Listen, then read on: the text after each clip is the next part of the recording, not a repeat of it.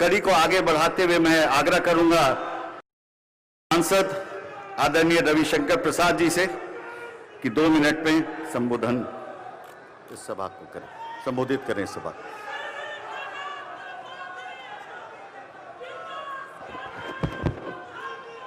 परम आदरणीय प्रधानमंत्री जी, लोकप्रिय मुख्यमंत्री होने वाले मुख्यमंत्री नीतीश कुमार जी, मंच पर बैठे सारे हमारे सांसदगण, मंत्रीगण, सारे उम्मीदवार विधायकगण, मित्रों, मुझे आपसे सिर्फ 2 बात कहनी है। प्रधानमंत्री जी जब भी कैबिनेट में विकास की चर्चा होती है तो हमेशा एक बात कहते हैं, तुम लोग चिंता करना, जब तक पूर्वी भारत का विकास नहीं होगा देश का विकास नहीं होगा, जब तक बिहार का विकास नहीं होगा तब तक देश का विकास नहीं होगा। इसलिए 1.25 लाख करोड़ का पैकेज हो या बाकी सहयोग हो, नीतीश कुमार की सरकार ने बिहार में 15 साल में क्या किया है ये आपके सामने है। चाहे सड़कें हो या बिजली हो, गांव में बिजली है, सड़क है। आज प्रधानमंत्री ने निर्देश दिया है कि गांव में बिजली आ गई, गांव में सड़क आ गई। अब बिहार के हर गांव में ऑप्टिकल फाइबर नेटवर्क इंटरनेट लेकर के जाओ, ये हम लोग काम कर रहे हैं बिहार को आगे बढ़ाने का। और सपना है माननीय प्रधानमंत्री जी बताएंगे। और दूसरी ओर जो वादा कर रहे हैं, तो पटना के सांसद के रूप में आज उनको मैं एक बात कहना चाहता हूं, फ्रेजर रोड की डिलाल एंड कंपनी की दुकान कहां गायब हो गई, मे फेयर का ईटिंग जॉइंट कहां गायब हो गया, पटना के कितने लोगों को पटना छोड़कर जाना पड़ा, यह बताने की जरूरत है। अपहरण का उद्योग था, फिरौती का व्यापार था, यह हम लोगों ने देखा है। और देखिए उसी पटना में आज चाणक्य लॉ इंस्टीट्यूट है, उसी पटना में आज बिजनेस मैनेजमेंट का इंस्टीट्यूट है, उसी पटना में आज फैशन टेक्नोलॉजी का इंस्टीट्यूट है, उसी पटना में और विकास हो रहा है, और करेंगे, पुल बनेंगे। तो आपको बिहार को कहां ले जाना है? उसी अंधकार में, उसी अपहरण में, उसी खौफ में, उसी दादागिरी में, उसी रंगदारी में, या शांति से आगे ले जाना है? अगर वो करना है तो बस एक ही है, एनडीए को जिताइए, एनडीए को बिहार में सरकार लाइए। और प्रधानमंत्री का तो कमिटमेंट है कि बिहार को हिंदुस्तान के विकसित देशों में, प्रदेशों में पहुंचाएंगे। बस यही आपसे अपील करता हुआ प्रधानमंत्री जी हम सबों को आशीर्वाद दें, आप उत्साहपूर्वक उनका समर्थन करें। बहुत बहुत धन्यवाद। भारत माता की जय। बहुत बहुत धन्यवाद रवि जी। मैं संक्षिप्त में आग्रह करूंगा 2 मिनट में, क्योंकि समय का अभाव है, बिहार के युवा जदयू के मंत्री श्री संजय झा जी को, जो अभी मिथिला से आए हैं कार्यक्रम में, कि 2 मिनट में अपना संबोधन संपन्न करें।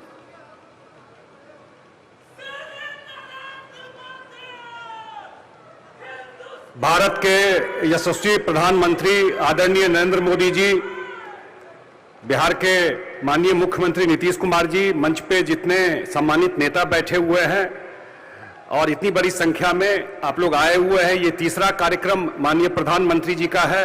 मैं एक ही बात कहना चाहता हूं, जितना सर्वेक्षण, जितना सर्वे जो आ रहा है पिछले 10-15 दिनों में, वो एक ही ओर इंडिकेट कर रहा है, एक ही बात बता रहा है कि बिहार में नीतीश कुमार के नेतृत्व में 2/3 बहुमत से जब 10 तारीख को रिजल्ट आएगा, एनडीए की सरकार फिर से बनेगी। और जिस क्षेत्र से मैं आता हूं, जो लोगों का सहयोग, समर्थन माननीय प्रधानमंत्री जी को और माननीय मुख्यमंत्री जी को मिल रहा है, निश्चित रूप से एनडीए की सरकार 10 तारीख को यहां पर बनेगी। और आप लोगों से अपील भी करता हुआ, आग्रह करता हुआ कि आने वाले चुनाव में कोरोना का प्रोटोकॉल मानते हुए बढ़ चढ़ करके वोट करें। बहुत बहुत धन्यवाद। बहुत बहुत धन्यवाद संजय जी। मित्रों, बिहार की विकास की गाथा लिखने वाले ऐसे नायक जो इस मंच पे हैं, जिन्होंने रोड बना दिया, बिजली आपको दे दिया, और विकास की नई छलांग जो लेने जा रहे हैं बिहार के लिए, ऐसे निर्णायक चुनाव में एनडीए के मुख्यमंत्री के, हम सब के प्रत्याशी और विश्वास के नेता, परम आदरणीय बिहार के मुख्यमंत्री श्री नीतीश कुमार जी से मैं आग्रह करता हूं कि आए और इस सभा को समझें। नीतीश कुमार जी।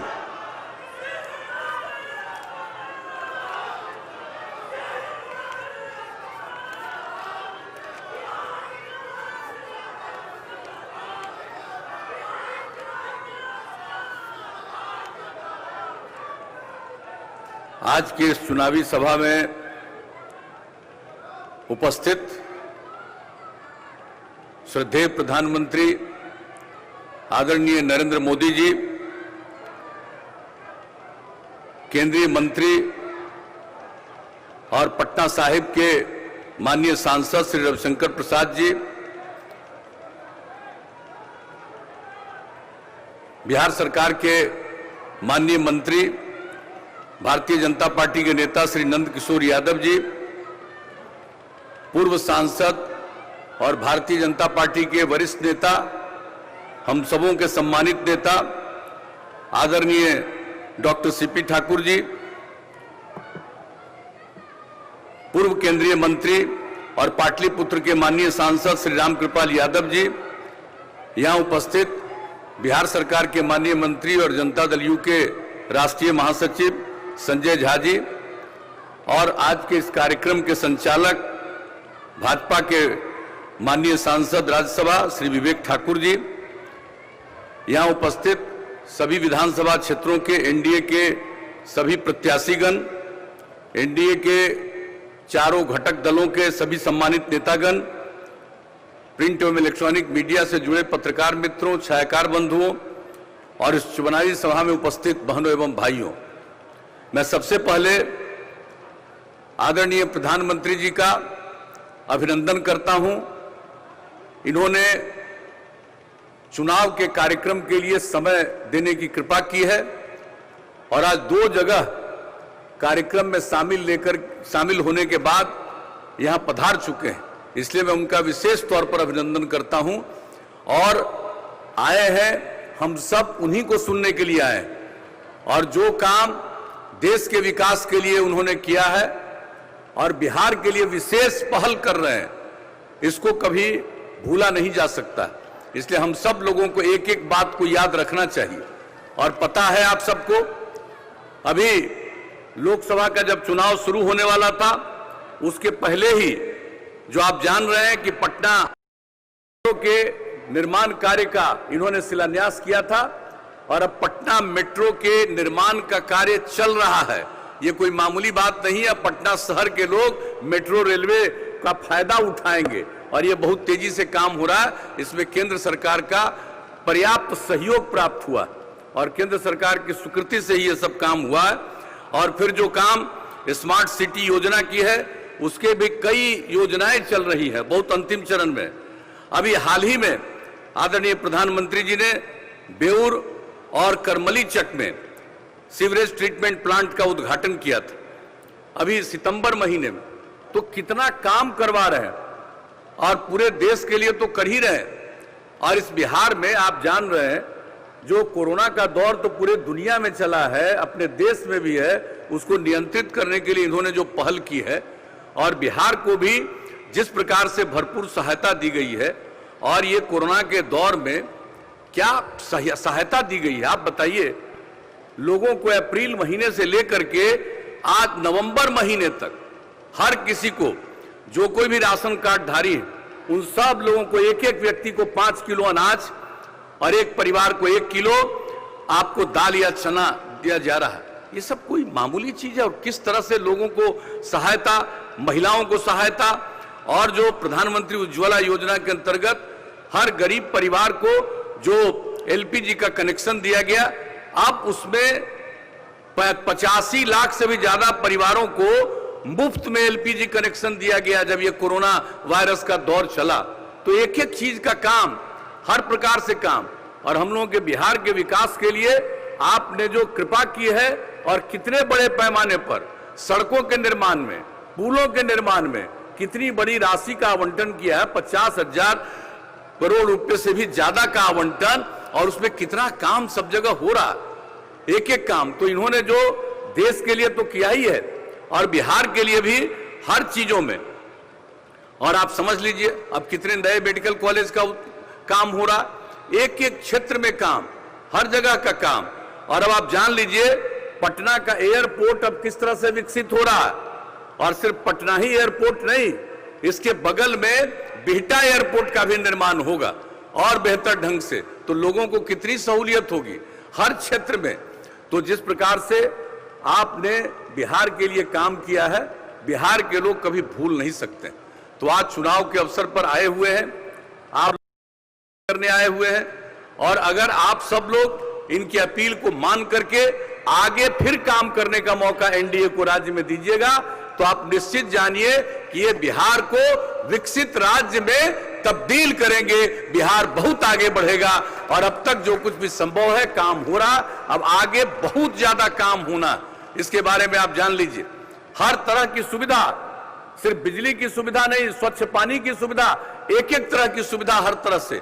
और अगली बार जब मौका मिलेगा तो एक एक चीज पर, एक एक चीज के साफ सफाई पर ध्यान दिया जाएगा, ताकि किसी भी प्रकार से पर्यावरण पर कोई संकट नहीं उत्पन्न हो। तो इसलिए हम तो आए हैं, हम सब लोग यहां पर आए हैं आदरणीय प्रधानमंत्री जी को सुनने के लिए। हम तो यही अपील करेंगे कि आप सब उनके आह्वान पर आप एनडीए को विजयी बनाइएगा, भारी बहुमत से विजयी बनाइएगा। और इन्हीं शब्दों के साथ आप सब लोग जो आज के इस कार्यक्रम में उपस्थित हुए हैं, मैं आप सब लोगों का भी, आप सबको हृदय से धन्यवाद देता हूं, आप सबका अभिनंदन करता हूं। और इन्हीं शब्दों के साथ पुनः मैं प्रधानमंत्री जी को धन्यवाद देते हुए, इनका अभिनंदन करते हुए अपनी बात समाप्त करता हूं। बहुत बहुत धन्यवाद।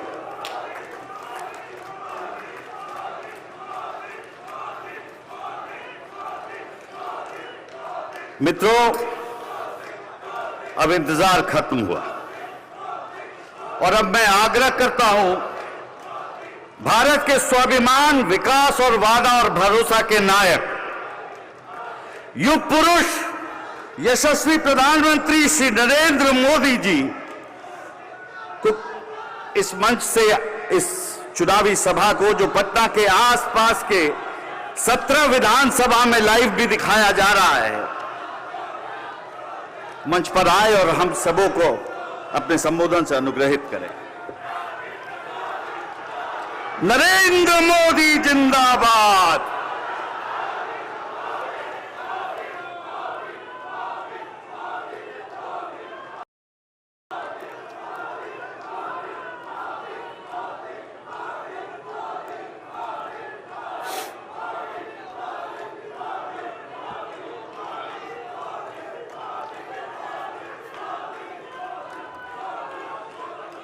भारत माता की, भारत माता की।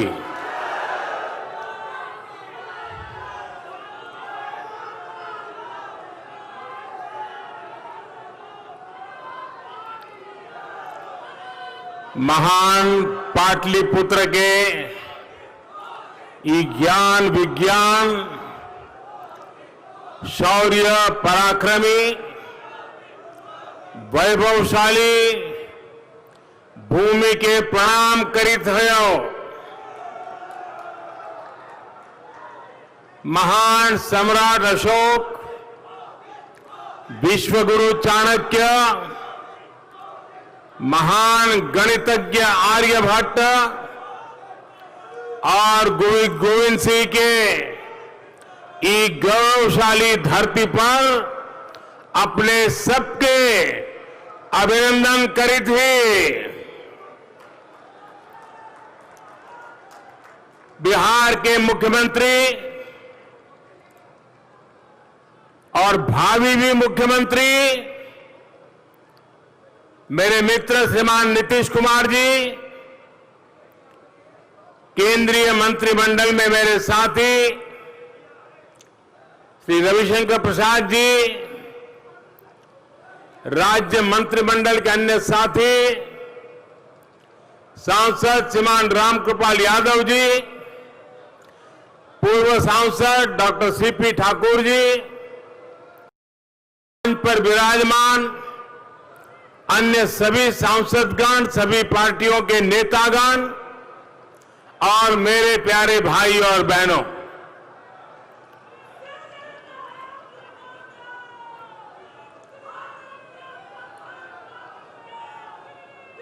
पटना, नालंदा और दूसरे जिलों के अलग अलग क्षेत्रों से पधारे आप सभी साथियों, और जो हजारों साथी डिजिटल माध्यम से जुड़े हैं, सभी को मेरा आदरपूर्वक प्रणाम।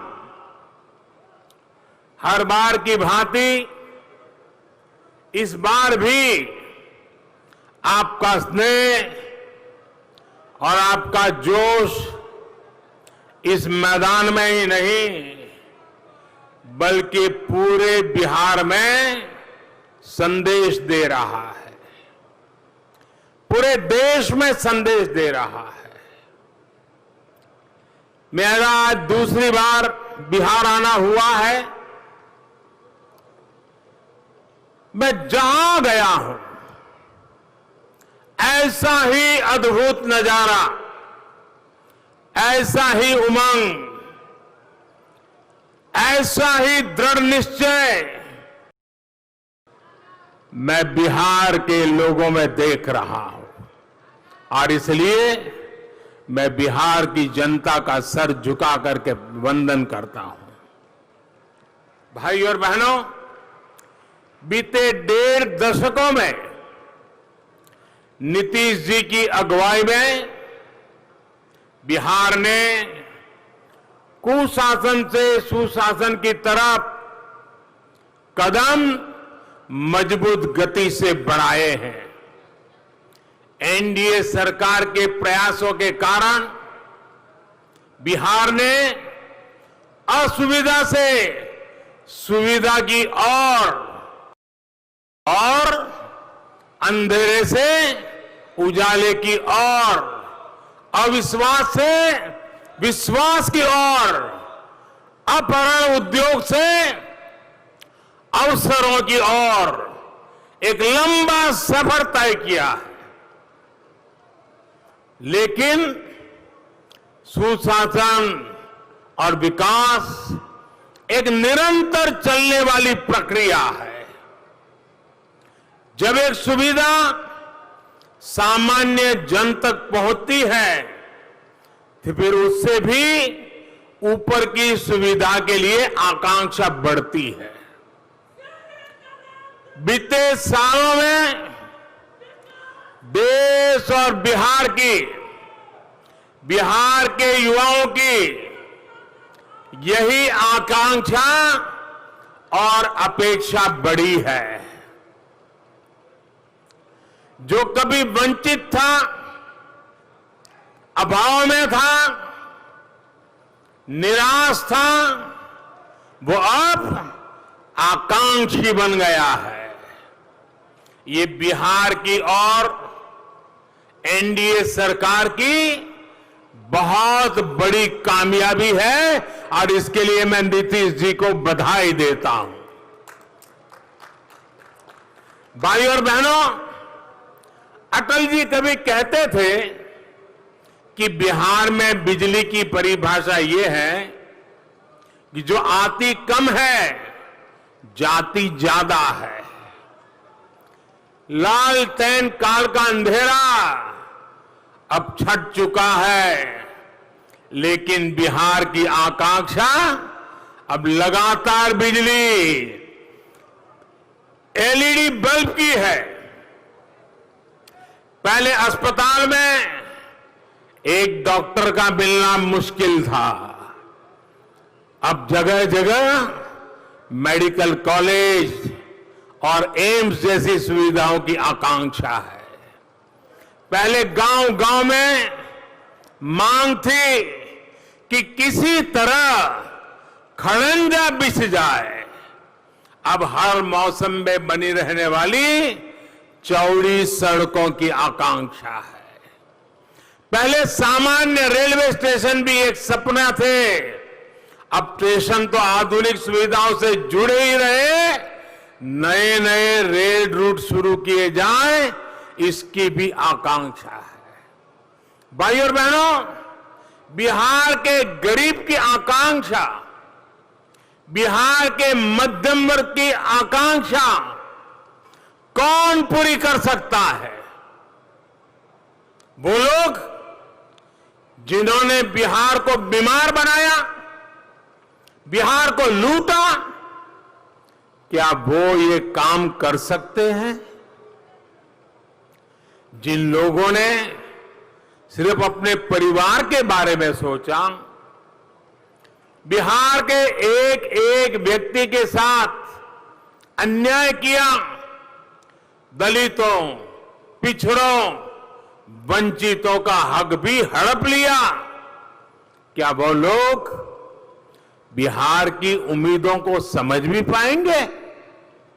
साथियों, आज बिहार जो चाहता है, बिहार के लोग जो चाहते हैं, वो एनडीए के लिए संकल्प पत्र की तरह है, शपथ पत्र की तरह है। आज बिहार के शहरों को बिहटा जैसा नया और आधुनिक एयरपोर्ट चाहिए।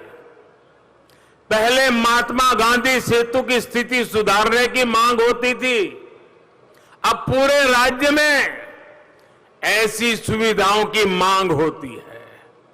पहले गंगा जी की स्वच्छता एक बहुत बड़ा विषय था, अब गंगा जी का पानी तो साफ हुआ ही है, यहां पटना में रिवर फ्रंट भी बन चुका है।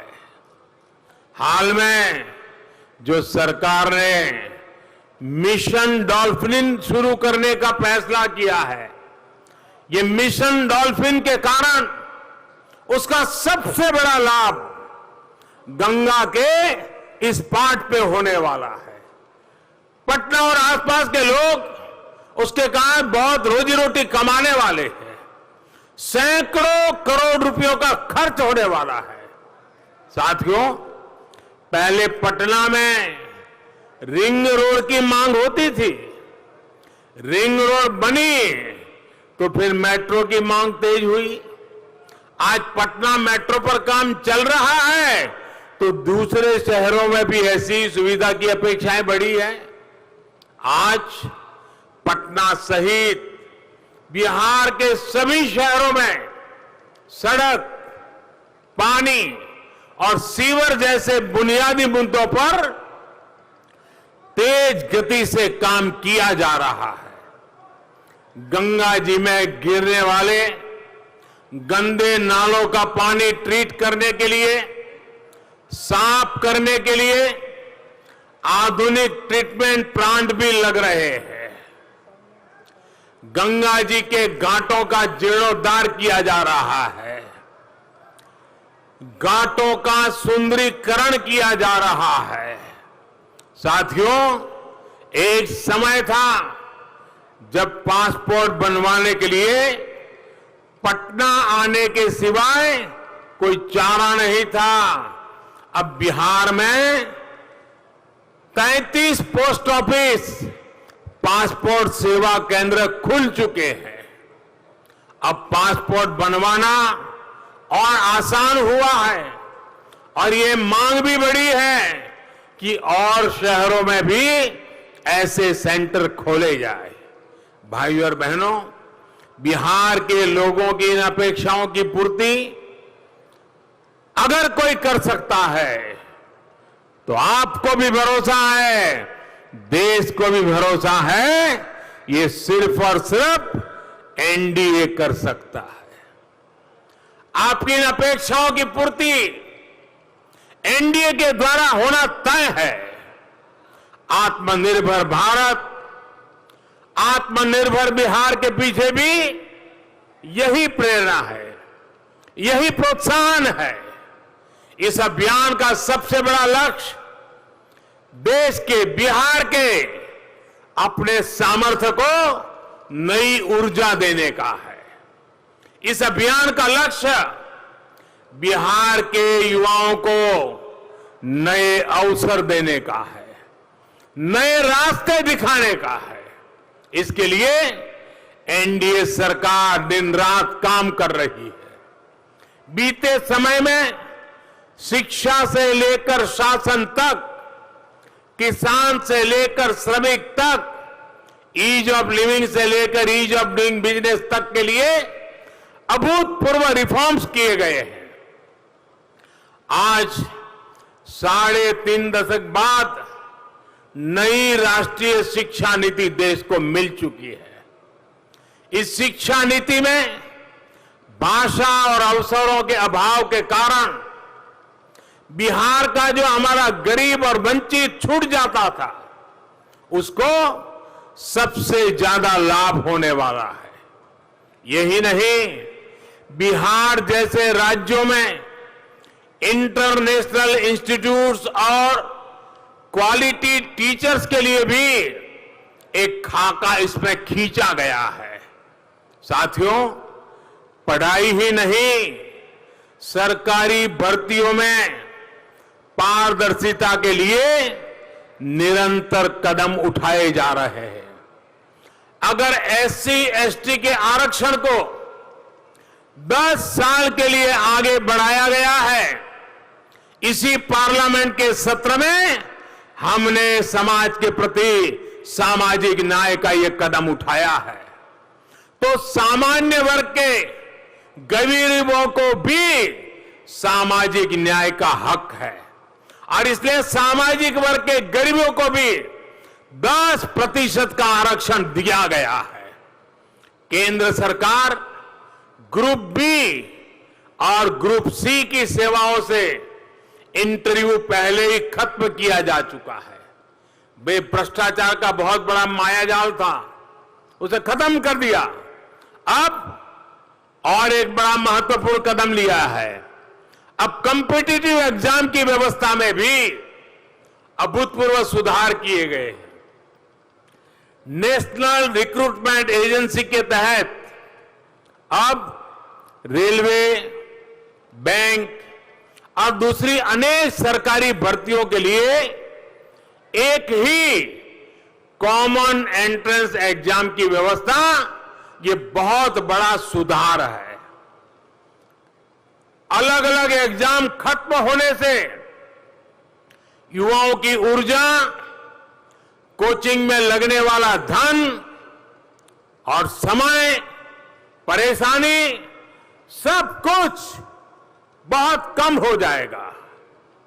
इससे भर्तियों में पारदर्शिता भी बढ़ेगी। वरना पहले तो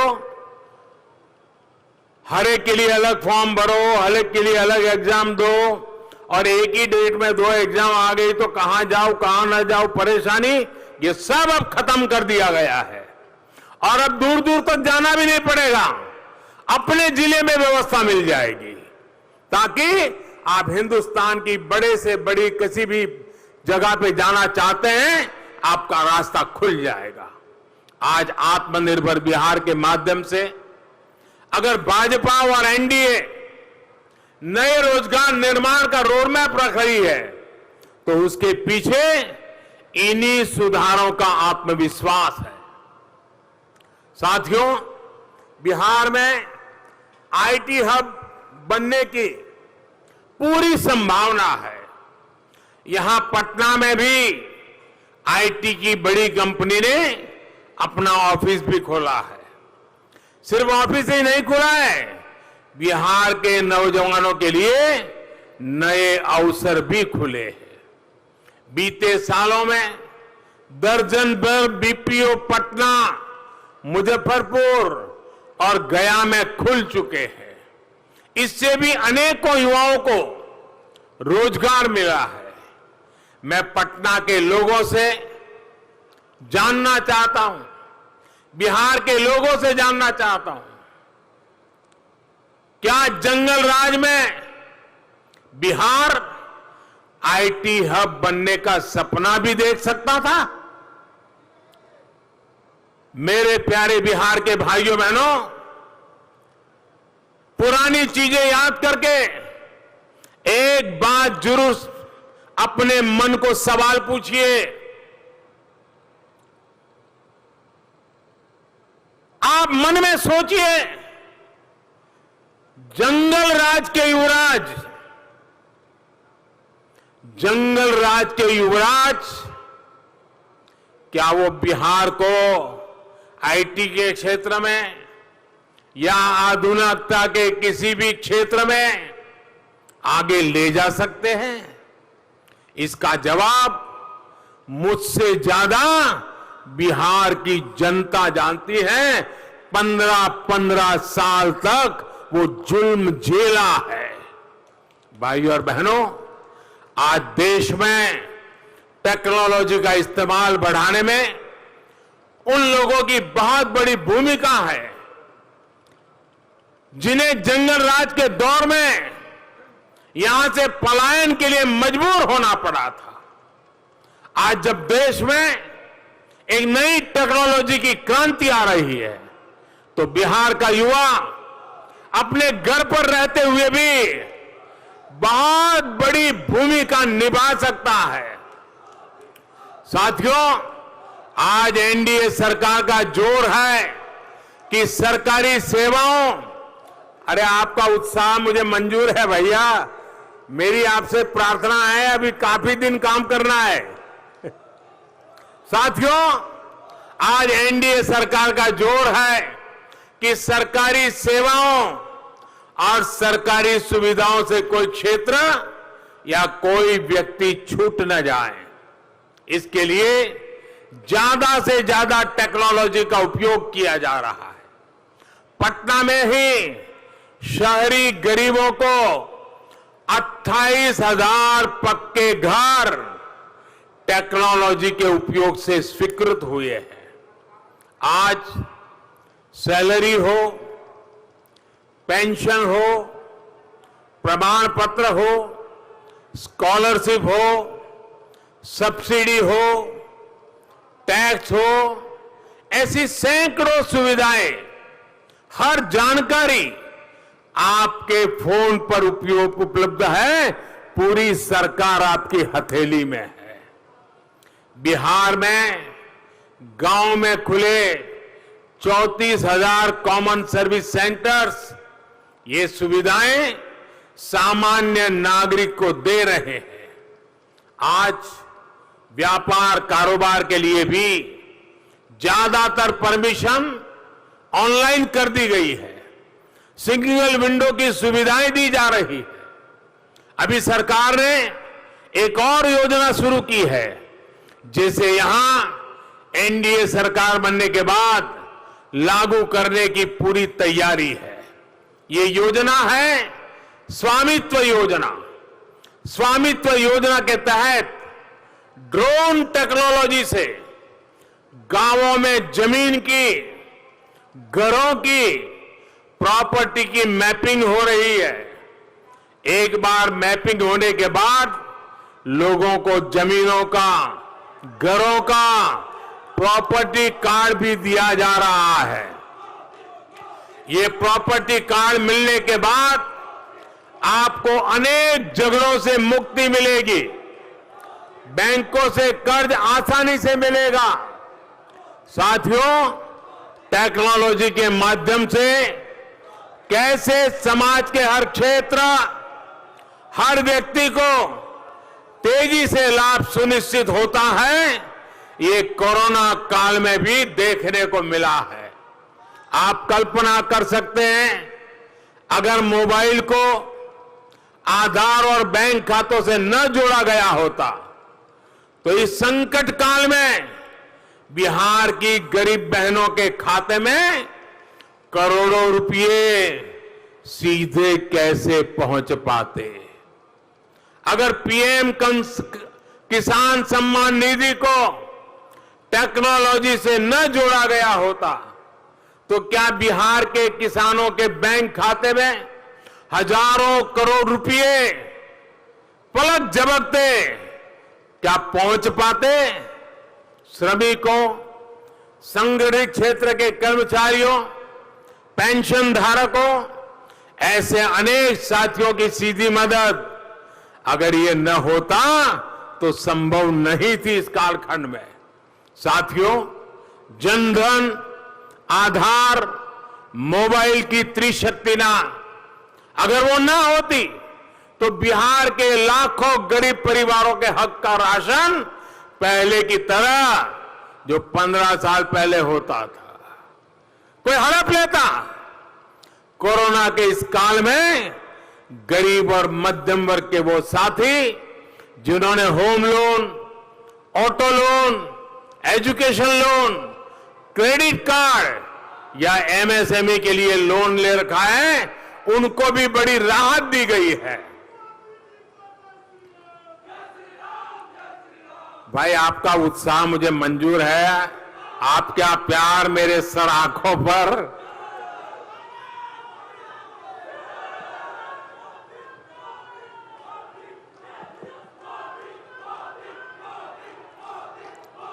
आपका प्यार मेरे सर आंखों पर।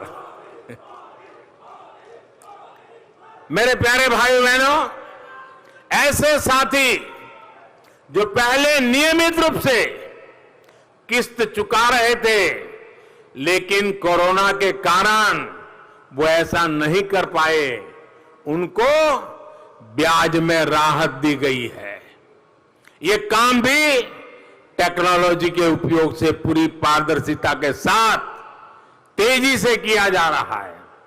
भाई और बहनों, कुछ देर पहले मैं रविशंकर जी से चर्चा कर रहा था, उन्होंने भी बड़ी अच्छी जानकारी मुझे दी है। लॉकडाउन के दौरान जब बैंक या एटीएम जाना मुश्किल था, तब डाक विभाग ने बिहार के 23 लाख बड़ी आयु के साथियों को घर बैठे बैंक से लेन देन की सुविधा दी है। कुछ साल पहले तक भारत में मोबाइल फोन चलाना, इंटरनेट चलाना सिर्फ साधन संपन्न लोगों का ही विषय माना जाता था। आज गरीब से गरीब के पास भी, दलित हो, वंचित हो, पिछड़ा हो, समाज के हर वर्ग के युवाओं के पास अपना मोबाइल फोन है। सिर्फ मोबाइल फोन ही नहीं है, कॉल करना और इंटरनेट चलाना इतना सस्ता है। ये भी एनडीए सरकार की ही देन है। भाइयों और बहनों, निरंतर आगे बढ़ना, नए आयाम तय करना ही विकास है।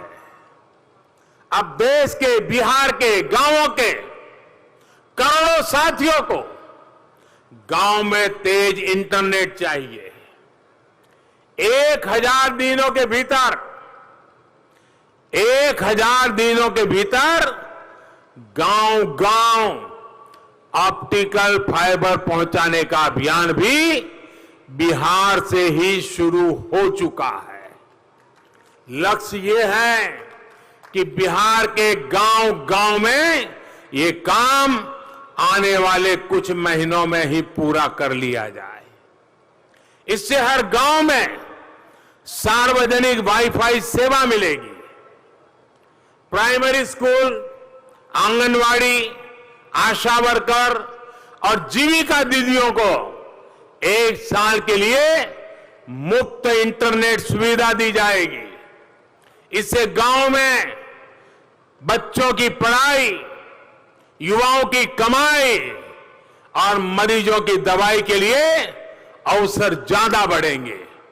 भाइयों और बहनों, डिजिटल इंडिया के इस विस्तार से गांव और गरीब को सस्ता और प्रभावी इलाज देना भी आसान होगा और अस्पतालों में होने वाली परेशानियां भी कम होगी। टेलीमेडिसिन के माध्यम से घर घर इलाज पहुंचाना आने वाले दिनों में संभव होगा।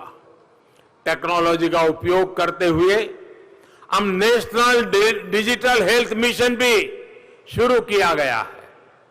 इसके तहत बिहार के सभी नागरिकों का हेल्थ रिकॉर्ड बनेगा। इससे गरीब को, मध्यम वर्ग के साथियों को अस्पतालों में लंबी कतारों में खड़ा होने की जरूरत नहीं रहेगी। इससे डॉक्टरों की, अस्पतालों की पारदर्शिता बढ़ेगी और गरीब मध्यम वर्ग को होने वाली परेशानी इससे कम होने वाली है।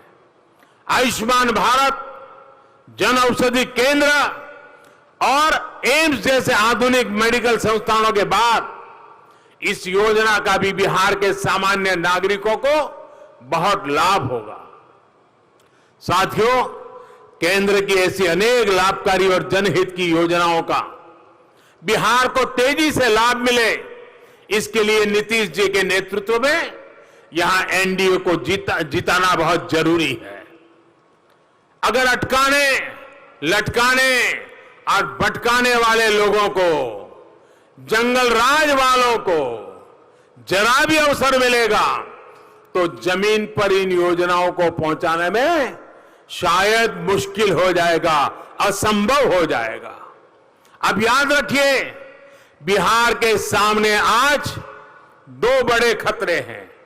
एक खतरा जो पूरी दुनिया के सामने है, उसे बिहार अछूता नहीं रह सकता है। पूरी मानव जात के सामने खतरा है और वो है कोरोना का है, जो आपके परिवार को बीमार कर सकता है। दूसरा खतरा बिहार को बीमार करने वाली ताकतों से है। अपने परिवार को, अपने बिहार को बचाने के लिए, बिहार को स्वस्थ और सशक्त बनाने के लिए आपको वोट इस बार भी एनडीए को ही मिलना चाहिए। यह मेरी आपसे प्रार्थना है। आपका जैसे मास्क पहनने से, 2 गज की दूरी रखने से आप अपने और अपने परिवार को बीमारी से बचा सकते हैं, वैसे ही आप अपने एक वोट से बिहार को बीमार बनाने से बचा सकते हैं। एनडीए यानी, मेरे प्यारे भाइयों बहनों, जब मैं एनडीए की बात करता हूं, इसका मेरा सीधा सीधा मतलब है भाजपा, जेडीयू, हम पार्टी और वीआईपी, इन चारों दलों के हर उम्मीदवार को भारी मतों से जिताना है। इसी आग्रह के साथ फिर से एक बार मैं आपका बहुत बहुत आभार व्यक्त करता हूं। मेरे साथ पूरी ताकत से बोलिए, भारत माता की, भारत माता की, भारत माता की। बहुत बहुत धन्यवाद।